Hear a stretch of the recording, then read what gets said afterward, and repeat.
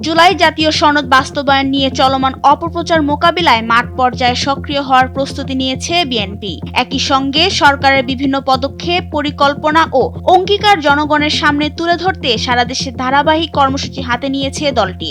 এ লক্ষ্যে জেলা ও মহানগর পর্যায়ে কেন্দ্র থেকে নির্দেশনাপত্র পাঠানো হয়েছে। বিএনপির সিনিয়র যুগ্ম মহাসচিব রুহুল কবির রিজভী স্বাক্ষরিত চিঠিতে দলীয় ও অঙ্গ সহযোগী সংগঠনের নেতাদের সঙ্গে সমন্বয় করে এই নির্দেশ দেওয়া হয়েছে। দলীয় নেতারা জানিয়েছেন, সাংগঠনিক সভা ও কর্মী সমাবেশের মাধ্যমে তৃণমূলকে সক্রিয় করাই এই উদ্যোগের মূল উদ্দেশ্য।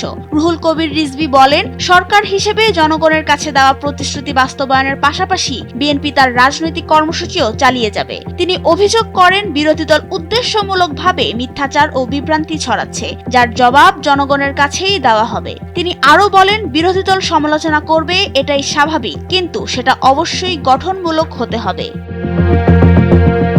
বিএনপির সাংগঠনিক সম্পাদক কাজী সাইয়েদুল আলম বাবুল জানান, জুলাই জাতীয় সনদ বিএনপি অক্ষরে অক্ষরে মানতে বদ্ধপরিকর, কিন্তু বিরোধীরা জুলাই সনদ নিয়ে জনগণকে বিভ্রান্ত করছে।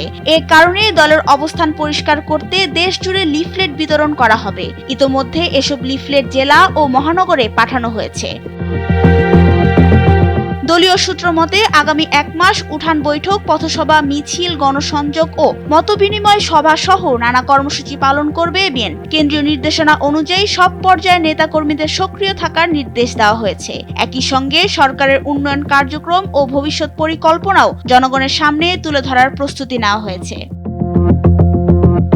বিরোধীদের প্রচারণার বিরুদ্ধে বিতরণ করা এই লিফলেটে বলা হয়েছে, গণভোটের 4টি প্রশ্নের মধ্যে খ নম্বর প্রশ্নটি জুলাই সনদের 18 ও 19 অনুচ্ছেদের পরিপন্থী এবং তা প্রতারণামূলক। বিএনপির করা হুঁশিয়ারি, তাদেরকে সংস্কার বিরোধী তকমা দেওয়ার পিছনে জামায়াত ইসলামী সহ অনেক দল যেই পায়তারা করছে তা তারা মেনে নিবে না।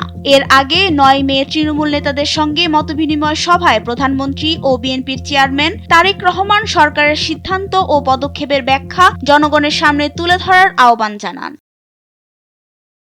নাবিলা রহিম, সময়ের আলো।